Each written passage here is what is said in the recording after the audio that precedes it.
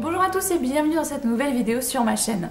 Aujourd'hui en collaboration avec le livre sur les quais, je vais vous parler d'une auteure que j'aime énormément et dont je suis très fan et pourtant dont je n'ai pas lu grand chose. Finalement je me rends compte quand je vois toute sa bibliographie, je me dis mon dieu j'ai encore tout ça à lire d'elle. Mais vous savez, c'est le genre d'auteur que vous avez envie de chérir un peu, d'y aller lentement, par petites doses. C'est pas le genre d'auteur que j'ai envie de me dire oh, je lis tout dans le mois qui suit parce que oh, j'aime trop ce qu'elle fait. J'aime tellement ce qu'elle fait que j'ai envie d'y aller doucement, petit à petit. Aujourd'hui, je vais vous parler d'Anne-Laure Bondou, qui est une de mes auteurs préférées donc, et je pense que vous l'avez deviné depuis pas mal de temps déjà, parce que je vous bassine les oreilles avec un seul et même roman, je pense, depuis que j'ai commencé ma chaîne en fait. Pour vous parler un petit peu d'Anne-Laure Bondou, donc de sa vie, je me suis inspirée de son site internet qui est très bien fait. La plupart du temps, je vais sur Wikipédia où je vais voir plusieurs sites différents. Et là, vraiment, en fait, Anne-Laure Bondou a un site juste tellement bien renseigné, tellement clair, net, précis, qu'on a toutes les informations qu'on recherche et c'est très très agréable. C'est petite qu'Anne-Laure Bondou découvre la littérature, les livres, et elle se rend compte que quand elle est malade, quand elle se sent triste, quand elle a envie d'être seule, elle va pouvoir piocher du réconfort parmi ces ouvrages en fait qui l'emmènent vers des univers extraordinaires. C'est à l'âge de 9 ans qu'elle se rend compte que les histoires qu'elle lit dans les livres, elle est capable de les écrire elle également. Donc voilà, alors c'est parti pour des aventures, des histoires d'amour, des adolescentes en pleine rébellion. Enfin vraiment, elle laisse libre cours à son imagination. Et plus tard, forcément, elle passe un bac L et une licence en lettres modernes.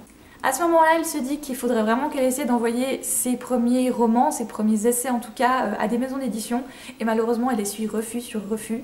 Ça m'a fait tellement mal au cœur de dire ça parce que je me dis mais mince, ils savent pas à côté de quoi ils sont passés, franchement. Je pensais à J.K. Rowling et je me suis dit mais vous vous rendez compte l'éditeur qui s'est dit non, je vais pas te publier aujourd'hui comme il doit s'en mordre les doigts. C'est ma J.K. Rowling française en fait, c'est celle que je trouve qui a tellement un talent de fou. Je me dis mais les éditeurs qui l'ont refusé, ils sont bêtes quoi en fait. Voilà, alors c'est un avis très personnel mais je trouve que vraiment qu'ils sont bêtes. En 1996, elle va rentrer aux éditions Bayard et plus précisément à la rédaction des magazines, notamment le J'aime lire que je pense, comme moi vous avez énormément lu quand vous étiez petit. D'ailleurs les livres de J'aime lire sont toujours édités et voilà, c'est un peu une référence on va dire dans le monde du magazine littéraire pour enfants. À travers les différents magazines de Bayard, elle va publier ses premiers textes et c'est enfin en 1999 qu'elle va publier son premier roman aux éditions Syros. Donc là, yes, enfin. Et là, enfin, elle a un pied dedans et c'est parti pour une très très longue série de romans qui vont rythmer, je pense, quelques générations d'ados et d'adultes également, je pense. Pour vous parler de ces romans, comme je vous le disais en début de vidéo, son site est terriblement bien fait et donc j'ai eu toutes les informations que je voulais sur ses inspirations. Je trouve ça très agréable qu'un auteur partage la manière dont il a construit son roman, de quoi il s'est inspiré, comment il a perçu certaines choses dans les grandes lignes, mais c'est vraiment très très intéressant. Le premier livre dont je vais vous parler, c'est La Tribu, paru aux éditions Bayard. Donc c'était une commande des éditions Bayard à l'époque, qui devait normalement être en 3 volumes, qu'on retrouve maintenant en intégrale. Et c'était les éditions Bayard qui voulaient un roman sur le monde animalier. Donc dans La Tribu, on va parler de rats. Et Anne-Laure Bondou précise qu'elle a vraiment dû chercher et se concentrer pour voir la vie de la manière d'un rat, c'est-à-dire un rat du sol. Le jeu de mots un petit peu pourri, je l'admets. Et clairement, on voit plus ses poubelles de la même manière après, en fait. Donc l'histoire de La Tribu, c'est le destin de Vasco, donc un rat qui un matin va découvrir que sa propre tribu a déserté. Ça me fait penser à l'âge de glace, en fait. Vous savez, quand Sid, le paresseux, se réveille dans l'arbre et qu'il y a toute sa tribu qui s'est cassée sans lui. Voilà, ça m'est revenu en mémoire comme ça. Bref, rien à voir. Sous une bâche, il va découvrir 3 jeunes rats. Bien qu'il sait qu'il devrait les laisser là, il devrait les laisser mourir, sinon ils vont le retarder, ils vont, bref, lui attirer des ennuis. Il peut pas, alors il va les prendre avec lui et il va aller dans une autre tribu d'un autre rat qui a l'air d'être un peu vous savez, le gros méchant rat. Et il va essayer de se liguer contre lui, enfin, bref, c'est toute une épopée de rats en fait. Vous voyez la guerre des clans? Voilà, vous avez la version rat juste ici. Une duologie que j'ai lue d'elle et qui maintenant existe également en un seul roman je crois, donc elle a réuni les deux il me semble, c'est Le Destin de Linus Hope que j'ai lu à l'époque à la bibliothèque. Je savais absolument pas dans quoi je me lançais mais j'avais lu donc un roman d'elle avant, je vous en parle après, et je m'étais dit je veux relire quelque chose de cet auteur, ça a l'air génial. Et j'avais découvert Linus Hope à la bibliothèque et pour moi c'est la première dystopie que j'ai lue en fait, je me rends compte c'est la toute première. C'est paru en 2002, 2004. Je sais plus exactement la date de parution de cette duologie, Mais en gros, on va rencontrer Linus qui vit dans la sphère 1, et en gros la sphère 1 c'est tous les gens qui ont réussi. Et à un certain âge, je sais plus si c'est 14 ou 16 ans maintenant, vous devez passer un examen qui va déterminer dans quelle sphère vous avez le droit de continuer à évoluer. Donc la sphère 1, ben, c'est celle où tout le monde est bien, en fait, tout le monde est riche, tout le monde a tout ce qu'il veut. Les gens de la sphère 1 ont l'air le plus pur également. Enfin vraiment, c'est une belle grosse bulle dorée en fait, la sphère 1. La sphère 2, c'est pour les personnes plutôt dans les usines, les travaux manuels, etc. La sphère 3, c'est les rebelles, donc ceux qui ne sont pas du tout d'accord de se plier aux règles de la société actuelle. Et la sphère 4, c'est la pire des pires, c'est les instables, c'est les personnes handicapées, enfin voilà, vraiment les rejetés de la société, quoi, en quelque sorte. Quelques jours avant son examen, Linus va rencontrer Josh, qui lui est issu de la sphère 2. Et à ce moment-là, Linus va commencer à douter, va commencer à remettre toute la société en cause.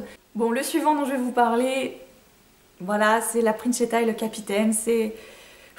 Voilà, c'est... Comment vous dire? C'est mon coup de cœur absolu, ce livre, c'est énormissime. Je pensais que j'avais découvert ce livre vers mes 12-13 ans, et en fait, absolument pas. Ce livre est sorti en 2005, donc j'avais 15 ans. Et j'ai retrouvé le passage dans mon journal intime où j'en parle, où je dis « Oh mon dieu, j'ai découvert un roman de dingue, c'est génial et tout !» Voilà. Donc dans la Princietta et le capitaine, c'est de l'aventure, c'est des bateaux, c'est des îles, c'est Ulysse quoi en fait. Voilà. Elle le dit clairement, elle s'est inspirée de Ulysse. En gros, Malva va être forcée à se marier à quelqu'un qu'elle ne veut absolument pas, et pour éviter ce mariage, elle s'enfuit. Voilà, elle décide de partir. Le roi, bien sûr très triste et très déçu, va mettre sur le coup Orpheus, qui est un capitaine et qui doit absolument retrouver la princesse.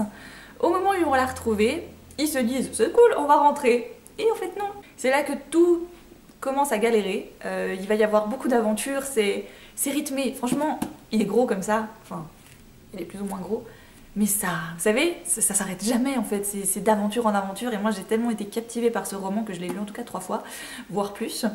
Il est ressorti donc avec une autre couverture très jolie et surtout une fin alternative. Parce que bon, bah, moi j'ai l'édition poche de base, avec la fin, la vraie fin. Et en fait j'ai été faire dédicacer ce roman-là à Montreuil, vu qu'elle était présente l'année passée. Et elle m'a dit « Ah bah c'est rare qu'on vienne me faire signer la Princietta et le capitaine. Et vous savez quoi, il va sortir une nouvelle édition avec une fin alternative. Voilà, j'avais envie de réécrire sur ces deux personnages-là et de leur donner une autre fin. Oh, » J'étais là genre mais non, mais vous pouvez pas me faire ça, moi je vais devoir racheter le roman. Alors donc j'ai lu la fin alternative en effet au travail et voilà, je suis très contente des deux fins en fait. Et si vous aimez les aventures, foncez, c'est juste un petit bonbon quoi. Ce roman, ça va dans tous les sens et c'est super addictif en fait, voilà. Elle a publié également aux éditions École des loisirs La vie comme elle vient. Ça c'est un roman, je pense que je vais le lire parce que vraiment il m'intéresse énormément. Ça va parler de beaucoup de choses, avant tout de deux sœurs, une de 20 ans, l'autre de 15 ans, et de la perte de leurs parents. Donc les deux parents meurent, elles se retrouvent orphelines. Celle de 20 ans doit forcément s'occuper de celle de 15. L'une d'entre elles va tomber en dépression, l'autre commence à faire conneries sur conneries sur conneries, sur mensonges, sur vraiment beaucoup de n'importe quoi.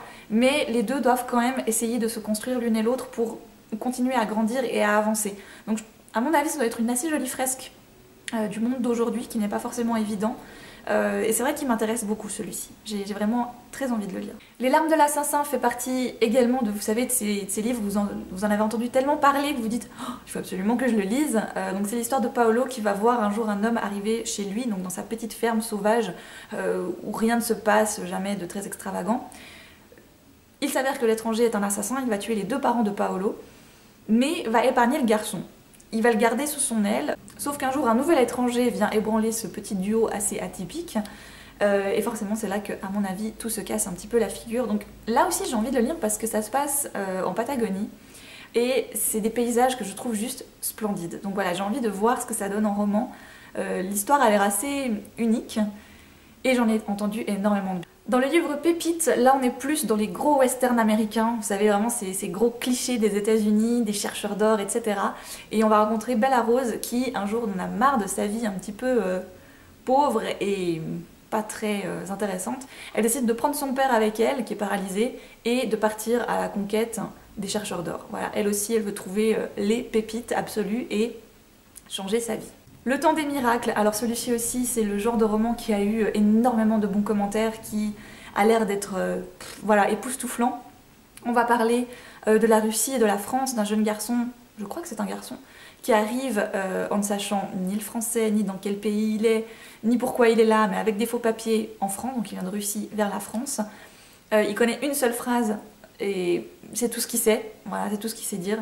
Et en fait, son but à lui plus tard, c'est de retrouver la personne qui l'a élevé, la personne qui a toujours été là avec lui, mais il sait pas où elle est. Voilà, et donc ça va être une perpétuelle recherche.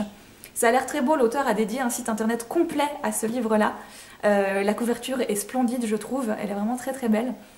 Pour le roman L'autre moitié de moi-même, enfin si on peut vraiment qualifier ça de roman, l'auteur va s'inspirer de son histoire à elle en fait. Elle a envie de raconter ses moments, ses instants, qui n'ont pas toujours été faciles, et en fait c'est le cap de la quarantaine. C'est des poèmes, c'est des bouts de chansons, c'est des bouts de journaux intimes, c'est des petites gribouillis de dessins, mais c'est énormément d'elle en fait, et de comment on peut vaincre une dépression, vaincre des moments plus tristes qui nous arrivent dans la vie. Et tout ça en fait c'est un recueil hyper personnel. Elle avait dit d'ailleurs qu'elle a eu assez peur de la publication parce que voilà, c'est presque comme publier un de ses journaux intimes en fait finalement. Ça regarde que nous, mais peut-être que le fait de le publier et que les gens puissent le lire, ça atténue un petit peu la dépression en fait. Ça permet de se relaisser porter un petit peu par la vie. Il m'intéresse énormément par son côté intimiste en fait. Et je me dis ça peut être une jolie manière de découvrir l'auteur. Et je trouve ça très courageux de sa part en fait finalement d'avoir fait ça. Parce que ça doit pas être évident de se livrer comme ça. Dans ces deux dernières parutions, on rencontre Et je danse aussi, qui est une association entre elle et l'auteur Mourleva, que si vous êtes un petit peu intéressé à la littérature jeunesse, vous connaissez certainement. En fait, c'est drôle parce que l'histoire a commencé en décembre 2013, ils ont commencé à s'envoyer des emails, et ça a duré jusqu'au printemps. Et un jour, ils se sont dit, mais voilà, jusqu'où ça va aller nos échanges d'emails, et si on commençait à en faire un roman. Donc en gros, on va rencontrer un auteur dans le roman qui un jour reçoit une grande enveloppe papier craft avec une lettre d'une admiratrice, enfin bon voilà, de quelqu'un qui a envie d'entrer en correspondance avec lui. Mais lui, il n'a pas du tout envie, il n'a pas le temps, les correspondances ça l'intéresse pas, etc. Mais la femme qui est derrière les lettres, qui lui répond, essaie d'attiser un peu sa curiosité, de lui dire bah voilà, l'enveloppe c'est pas un manuscrit, ce que je vous ai envoyé c'est totalement autre chose. Et on va vraiment assister à leur correspondance qui à la base n'était pas vraiment choisie. Alors je sais qu'il y a eu pas mal de critiques envers ce roman, j'en ai lu quelques-unes.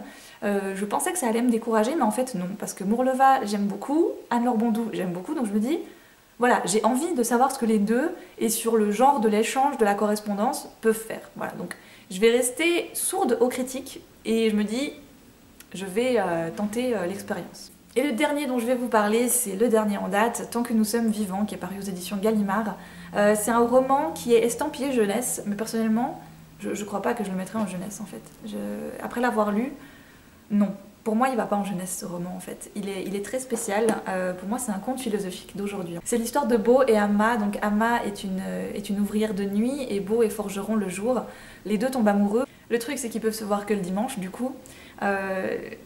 Ils vivent dans un pays, on ne connaît pas, mais on peut se dire que ça peut être n'importe quel pays, qui est forcément sous l'emprise de la guerre. Et en fait, ça chamboule énormément de choses. Et eux, ils doivent fuir parce que leur relation est assez mal vue et on pense que Beau attire le mauvais œil, que c'est à cause de lui que tout a foiré à un moment donné. Et du coup, les deux doivent partir, doivent voilà, se détacher de tout ça. C'est énormément de fuites, c'est énormément de parcours. C'est une histoire splendide que j'ai pas totalement compris, je vous l'avoue. Mais c'est pas grave. C'est le genre de roman où vous dites, je pourrais le relire. C'est tellement beau, c'est tellement poétique. C'est mystique également à un moment parce qu'il y a beaucoup de magie. Mais on a l'impression que cette magie, elle n'est pas totalement connue, mais on l'accepte, mais on ne sait pas la gérer, mais on sait juste qu'elle est présente. Et c'est très joliment fait en fait. C'est plein de bonnes intentions, il y a des côtés négatifs, mais on essaie toujours de les améliorer, c'est tout dans les contraires. Le parfait, l'imparfait, enfin, c'est vraiment, tout est construit comme ça en fait, que l'un révèle l'autre.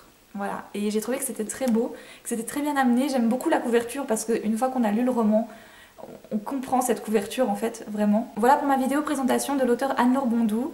J'espère qu'elle vous a plu, c'est une auteure que j'aime donc énormément comme vous avez pu le voir. C'est également une auteure dont je n'ai largement pas tout lu, comme vous avez pu le voir également, mais je suis très impatiente de continuer à lire ce qu'elle écrit. Si vous avez envie de la rencontrer, eh bien ce sera possible du 4 au 6 septembre au Livre sur les quais à Morges.